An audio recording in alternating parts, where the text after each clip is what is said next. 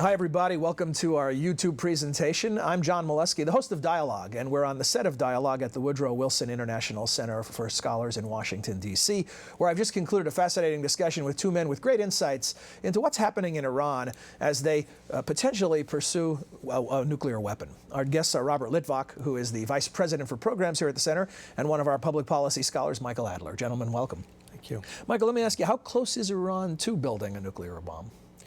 Well, they've developed the capability to enrich uranium to a low level, and they have made enough to theoretically be enriched further for two weapons. But they have not, they're certainly not about to make a weapon tomorrow. They say they don't want to make a weapon, and it would take, the United States calculates it would take them at least 18 months to 24 months to make the material needed to make a weapon. But they certainly have amassed a knowledge where you could say that they are capable to proceed further.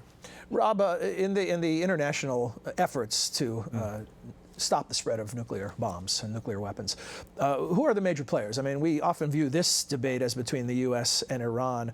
Who are the other international players who will have a say in how this turns out? Well, the United States is working closely with its partners in the European Union.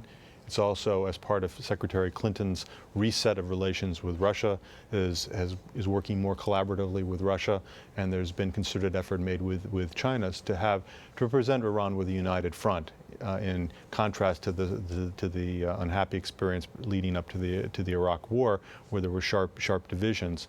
And in so doing, the aim is to bring Iran back into compliance with its obligations under the Non-Proliferation Treaty. What changes if Iran becomes a nuclear power? Well, you know, in 1962, President Kennedy gave a speech talking about prophesizing a world of 35 nuclear weapon states. Thankfully, we don't live in that world.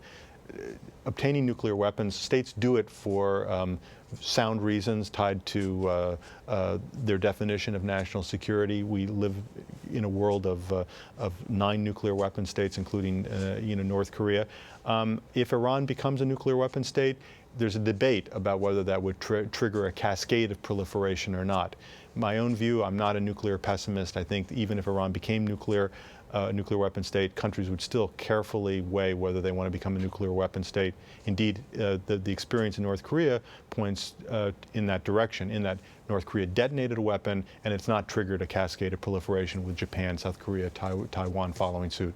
Michael, the military strike option, which some continue to bring up, where are we now in the timelines of this situation? Is that a likely scenario, a far-fetched scenario, or something in between? I think right now it's not likely at all, because there's a process of diplomacy unfolding, which Israel has signed on to. There's this feeling that there's time, that Iran is not on the brink of making a weapon. I don't think anybody wants to do a military attack because it has so many unintended consequences that would be catastrophic for the region and for the world. So the bottom line is that so much of the diplomacy is oriented to avoiding ever have to make that choice between Iran with the bomb and bombing Iran. So in a sense, everything going on now is in another frame where we're trying never to have to come to the point where we have to decide about a military strike. And until that diplomacy unfolds, I think that question is really not on the table. Gentlemen, thanks. If you'd like to hear more from our guests, visit us on the web at www.wilsoncenter.org. Look on the right-hand top of the screen. You'll see a tab for Dialogue. Click there, and you can see a complete 30-minute interview. Thanks.